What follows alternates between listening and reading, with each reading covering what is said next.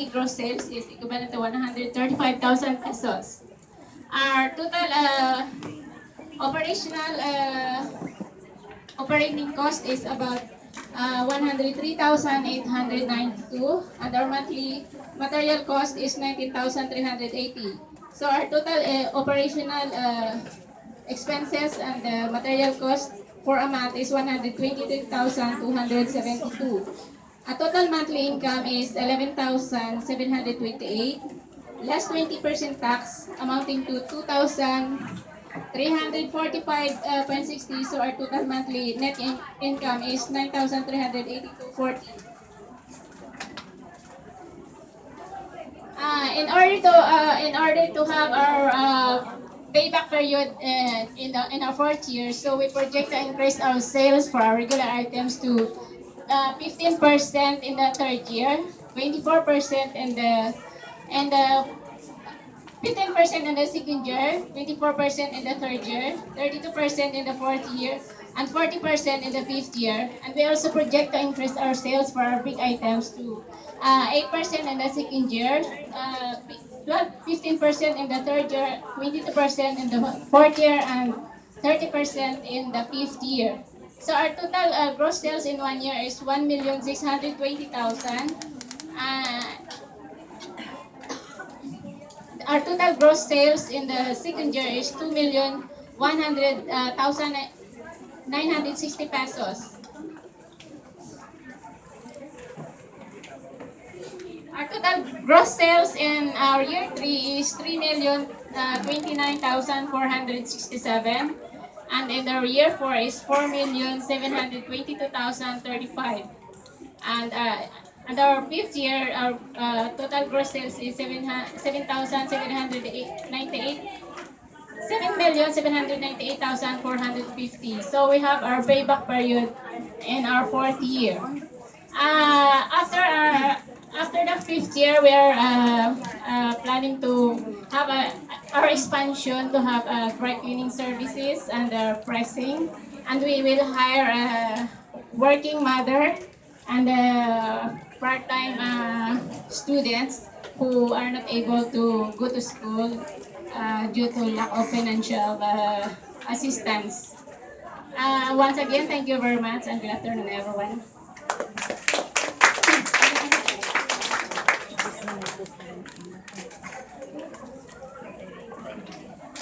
I think in the investment it says something about a package deal.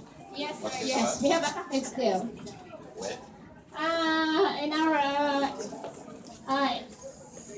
in the equipment, sir, we have a package deal. We get they will provide us the machines and all installation. They will install, and they will provide us the fire extinguisher, and they will assistance for the business processing permit license. And these are normal consumer washing machines. That's a heavy duty, sir. Heavy duty. And they are low on water use because that's what you mentioned at the beginning. That's your goal. Uh, Any plan to save water or minimize the use of water or sort of recycling awareness? Yes, because in La Trinidad or in Baguio City, the water supply is sometimes because of they do it alternate Okay. every other day. So actually, most of the Trinidad or Baguio they have their own tank to Okay. fill up. So you have your own tank to. Yes, they will. But no specific measures you take to minimize water usage in general? That the customer could say, like, I'd rather send it to you because you do it more efficiently, you use more water, and the community as a whole benefits. Actually, when you say it, a lot of the houses or residents they have their own, but sometimes most are we're targeting is something like those students or the employees that they cannot do their own washing, something like that, or something because in our place that we're planning this nowadays in KM6, which as I have said that the distances of the laundry shop are not that so close. Are there laundry shops in your area? None. None, ma'am. How many people live there? 100,000, 107. No laundry shop. No, Laundry shop. no laundry shop in that In that- certain the cer- that certain area, ma'am.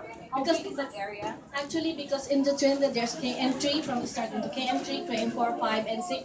Actually, 3, 4, 5, there are laundry shop. I think in KM3 there is something like 2. And in KM5, I think they have 3 or 4. And you are in KM6. KM6. There's no laundry shop. There's no. How big is KM6? It's also wide one because it's No, I along. mean in terms of population. The population there is because the population we are just counting on the something like the school, the student, the resident. I'm sure they have their own Approximate. How many people? because include the Trinidad already it's something 107,000. Yeah, but as of 2,400 lang. For Yeah, KM6 alone. 2,004 pa lang. KM6 alone. KM6. KM6 hindi ko kasi inano yun kasi it's all included Trinidad. Because that's where Richard is asking. Because 100 kilos is a lot for machines. The reason why he asked that is because of your projections. He's trying to compare it with your clients, your prospective clients, who would you be servicing? Because you projected, where is it? Something like the hotels. 100 kilos. Yeah. 3,000. So he finds the projection a bit high, unless you can justify that, number Because one. usually, ma'am, students in Baguio are lazy. Okay. Because yeah, I didn't like the Students in yeah. general. Yeah, I'm just frankly speaking, like because I've stayed in Baguio, and most usually the students there are like they just end up laundry shop because if you're going to laundry your own clothes and then just spin it, it takes 3 days to dry the clothes. So if you're not going to put your clothes in the of course you need the uniform, and if not, it takes too long to dry the clothes. So we put up this kind of business. I understand the need, but just so much of it. I would say be a bit more conservative and start with 2 machines maybe, and you can scale it accordingly. Because if you have machines not running, that is a loss basically, right? It's opportunity cost. And those machines are expensive, so maybe 100 kilos is not realistic. Look at other laundry shops. How much do they do a day? How many people do they serve? So we usually, sir, we have 100 kilos is we divide it into 2. The regular items and the 2 items. The regular items which includes the daily like clothes, in other words, something like that, and the 20 kilos is just only the bed sheets, the comforted, but not every day. People are going to laundry their bed sheets, and so we came up to 100 kilos, but then we stick on the 80 kilos on the regular Because item. you have a minimum load. Yes, sir. What's your minimum? Our minimum loads is 3 kilos.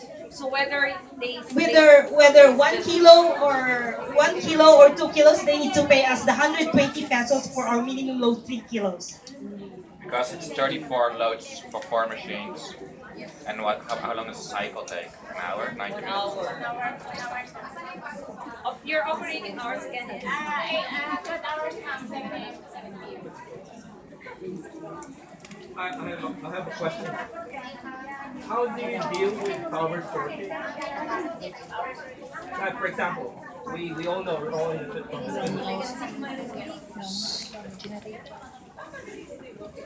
we're all Yeah, what if there's brownout? What if there is power shortage? The students have to go to school. They need their uniform. They give it to you. You cannot go back to them and say, "I'm sorry, we don't have electricity. We cannot finish your clothes." So how do you deal with that? So we stop the laundry. I know, of course, but you will stop it because you don't have electricity. But there is a need for you. The reason why we're going to you is because you can deliver. I will have clothes to wear the next day. But if there's power shortage, The best thing we can do, sir, is to hire a generator, which we can purchase a generator. so that will add to your cost. Yeah, So maybe what Richard is saying, starts with purchase a generator, then when the demand increase, add more machines. Yeah. So start small.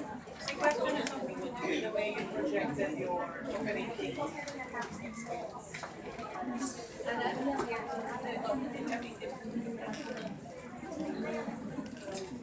because your business, I think, the utilities that your business will need of water and electricity. Okay, but here your projection is only 8,000 water bill.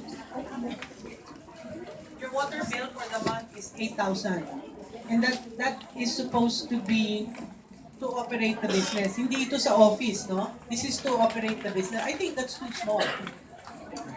You need to know how much your machines will consume in terms of cubic meters of water. Masyado maliit yan. That just represents a big household's electric bill. 8,000 na. Pati yung, yung water bill and the electric bill as well. 9,000.